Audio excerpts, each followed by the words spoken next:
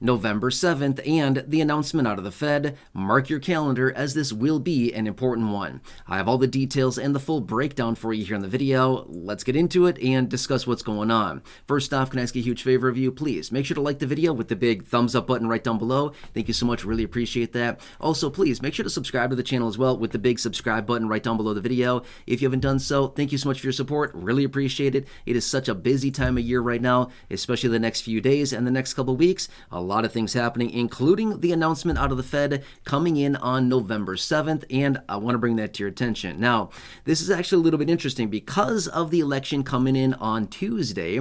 We actually have the Federal Reserve pushing out their meeting by a day. So generally they have their meetings on Tuesdays and Wednesdays, and we generally get the Fed announcement coming out on Wednesday afternoon. However, not this time. This time we are pushing it back by one day. So their meeting is now going to be November 6th, Wednesday, and November 7th, which is Thursday. So that is the day we're going to be getting the Fed announcement, which is Thursday, November 7th. Right away at 2 p.m. East Coast time is when they'll come out with their initial announcement. And then about 30 minutes later, Jerome Powell, the chairman of the Federal Reserve, will be coming out with the press conference talking about what is going on with the overall economy, answering questions and all things like this. But this is going to be a very important meeting because remember, back in September, middle of September, September 18th to be exact, is when they had their last FOMC meeting. That's when they came out and they cut interest rates by 50 basis points for the first time in about 4 years. So the big question being is now, what are they doing? Are they going to just wait and see? Are they going to cut again? Are they going to pause for a while and just check out what's going on? Are they possibly going to raise interest rates back up again?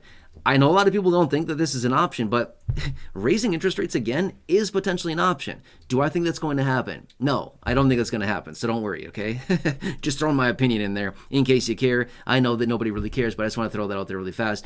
I don't anticipate them to raise interest rates, but we still need to watch this going forward because this is their second to last meeting. Now, they do have another meeting coming up in December, in the middle of December. They have another meeting coming up. That'll be their last one of the year. But these are the last two meetings they have. November and December are their last two meetings, and then they're done for 2024 because obviously we've run out of time. The calendar has then ended, right? But anyway, this will be very important to see what they do with interest rates because the first cut is good. It gets us started, but I wouldn't be shocked to see if they just come in and pause for this meeting. Now, I don't know what they're going to do. It's either one of two things. Here's my anticipation on this. They either come in and pause and just see, hey, what's going on with this 50 basis point rate cut that we did back in the middle of September? Is that helping? What is it doing to the economy? Let's just kind of sit back and wait for a while. We can revisit this in December and just kind of see what's happening. I wouldn't be shocked to hear that kind of approach coming out of them, just to wait and see. Let's see what the 50 basis point does. Or they come in and they cut interest rates by another 25 basis points. Generally, they cut by 25, but we'll have to see what happens here. Now, maybe they come in and cut another 50. Maybe they come in and cut 75 basis points. Now, there's speculation all across the board out there right now. People are coming in all over the place, 25, 50, 75, things like this. But here's the thing that I want to point out. If they come in and they do cut interest rates by anything more than 50, so let's just say that they come in and cut by 75, okay? I want to point this out. This would be good overall in a lot of ways, but at the same time, it would be giving a very, very bad signal to the overall economy, to you and me as consumers and, citizens of the country. It would give a very bad signal to investors. It would probably not be very good for the market. The reason being is this. It would kind of show the Fed's hand at that point because they cut 50 basis points in September, and a lot of people were suggesting, it could be 25, it could be 50, but definitely no more than 50, and it came in on the upper end of the range of many people that were betting on this, okay? But if they come in now this time and they cut by 50 again, that's kind of like getting to be a little bit questionable. It might be fine. A lot of people are anticipating a 25 basis point rate cut. But if they cut 50, it wouldn't be like the end of the world. It'd be like, okay, it's getting a little kind of weird. It's getting a little suspicious, this message they're trying to translate to us. But if they were to come in and cut 75 basis points, which some people are coming out suggesting they should come in and cut 75 immediately. If they were to cut 75, Okay, cool. We'll take it. I mean, we'll gladly take it. It makes money a little bit cheaper to borrow, which is really nice for anybody that is floating balances on credit cards or having adjustable rate mortgages or adjustable rate anything. That'd be a welcomed announcement. But if they come in and cut 75 basis points, this would basically signal that, hey, we're trying to tell you, as in the Fed speaking at this point, they'd be coming in and basically saying, hey, we're cutting 75 to say that, hey, yeah, the overall economy is way worse off and way weaker than we were actually anticipating.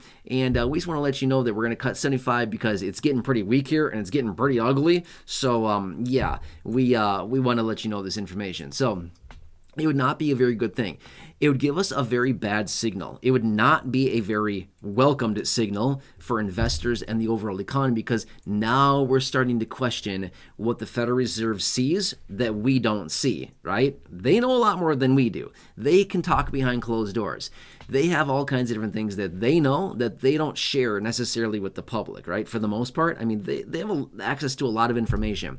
So they may be seeing something with their models and their statistics and everything that they run behind the scenes. They may have a better idea of, okay, this is what we're seeing out there, and let's get ahead of this thing before it really crashes and burns too bad. Does that kind of make sense? So it's all about signaling. Yes, the interest rate cuts are great. Helps us as consumers in a pretty big way. It helps businesses, small, medium, and large. It also helps the overall federal government. Here's why. Guess what? Because of the high interest rates, guess who also pays the high interest rates on debt? Yeah, the federal government does as well, right? So over the last couple of years here, as they've jacked up interest rates, guess what they've also done? They've also jacked up interest rates on themselves. I mean, seriously, that's the thing. Now, here's the thing as well. The Federal Reserve is not federal. I mean, it's not like a federal entity, okay? So them and the federal government are two separate entities. It's not really the same thing. But the point is, the Federal Reserve raising interest rates has raised the cost of borrowing for even the federal government. So the federal government is paying about $1 trillion in interest this year alone on the national debt. That's nuts. That's the first time in history ever that we've paid $1 trillion in a single year on national debt. That's bad, really bad, right? But all these high interest rates that we've seen over the last couple of years here have also been hitting the Federal Reserve and causing them to pay more, which when we say Federal Reserve, or sorry, when I say federal government, when I say they are paying more, what I'm really saying is that you and me are paying more. It's taxpayer dollars that they're using to pay this. So it's not like the federal government is paying more. They're paying more with our money. So it's like, who's really paying? Who's the person holding the bag at the end of the day? Yeah, it's us, the citizens of the country. We are the ones holding the bag because we are the ones who are being, that we have to pay this. I mean, we're the ones that fund all of the finances of the federal government for the most part. Does that kind of make sense? Right? So the Federal Reserve, when they raise and lower interest rates, not only is it good for you and me for money that we're borrowing, as in floating on balances or loans or mortgages or auto loans, whatever it happens to be that's adjustable or that we're locking in fixed rate at these high rates right now. Doesn't matter what it is, but when the Federal Reserve cuts interest rates, it helps us with our balances that we're trying to pay down on credit cards and things like this, but it also helps the federal government as well because they're paying less interest on the debt that they've racked up for us in this country as well. Does that kind of make sense?